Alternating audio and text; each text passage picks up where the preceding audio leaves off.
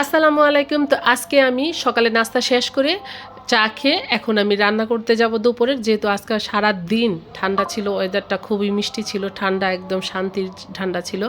তো আমি ডিম ভুনা করব, ডিম ঝোল করব আর ভুনা খিচুড়ি রান্না করব। তো ডিমগুলো আমি ভালো মতন সিদ্ধ করে ধুয়ে নিয়ে তারপরে এটার ভাজা ভাজা করে এখন আমি ডিমটা ঝোল করে ফেলবো, আর সাথে মাখা জাকা করে ভুনা খিচুড়ি রান্না করবো ঝরঝরা করে। আমার ঝরঝরা ভালো লাগে। সাথে আমার মেয়েও আছে, আমার মেয়েও আমাকে হেল্প করে। সে আমি যখন রান্না করি ও যে কয় না, মায়ের থেকে কিন্তু সন্তানের শিখে। তো আমার মেয়ে শিখতেছে, আমার কাছে রান্না শিখতেছে।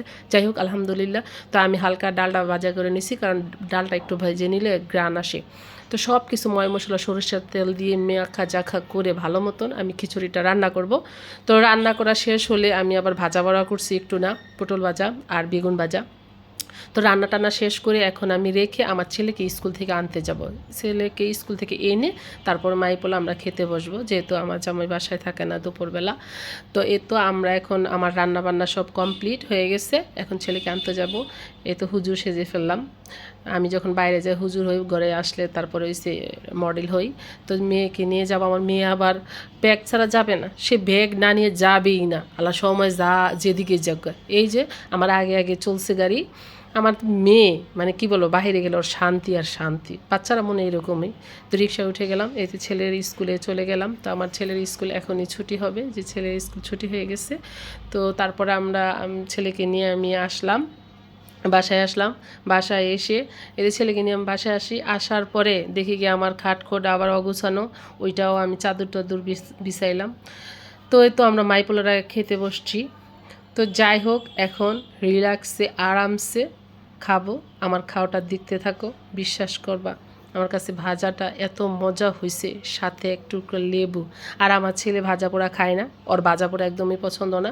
ওর খালি মাংস দাও আর ডিম দাও। আর আমার সবচেয়ে বেশি মজা লাগে খিচুড়ির মধ্যে এই যে ডিম ভাজা দিয়ে আর এরকম সবজি ভাজাটা যা থাকলে, ওটা আমার অনেক ভালো লাগে। মাংস আমার এত ভালো লাগে না, মুরগির মাংস ভালোই তো লাগেই না, কেন জানি আমার মুরগির মাংস একদম অপছন্দ। গরুর মাংস হলে আমি সারা মাসে খেতে পারবো, মজা লাগে গরুর মাংস। তো খাওয়াটা সত্যি খুব মজা হয়েছে। তো ভালো মতন আবার ডিমটা নিয়ে খাইলাম, খাওয়া দাওয়া কইরা শেষ করে।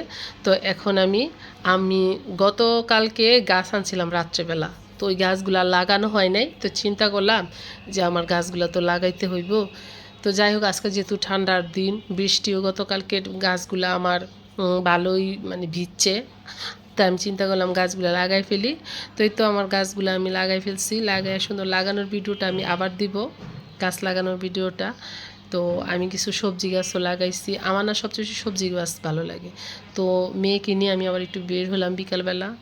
মেয়েকে নিয়ে তো একটু সময় দিতে হয়, আমার জামাই তো বেশি সময় দেয় না, তার শুধু কাজ আর কাজ। মেয়েকে নিয়ে একটু পার্কে গেলাম, আমাদের মানে লক্ষ্মীবাজারের পাশে একটা ভিক্টোরিয়া পার্ক আছে, সবাই চিনো। ওখানে গেলাম, জায়া মায়ের একটু খাওয়াইলাম। অত খাওয়ানোর মধ্যে এক্সপার্ট, মানে বাহিরের খাবারের মধ্যে, ঘরের খাবার খাবে না সে। তো যাই হোক, আমার বিশাল বিখ্যাত পায়ের জন্য জুতা কিনতে গেলাম ভাটাতে, পাইলাম না, আইসা পড়লাম।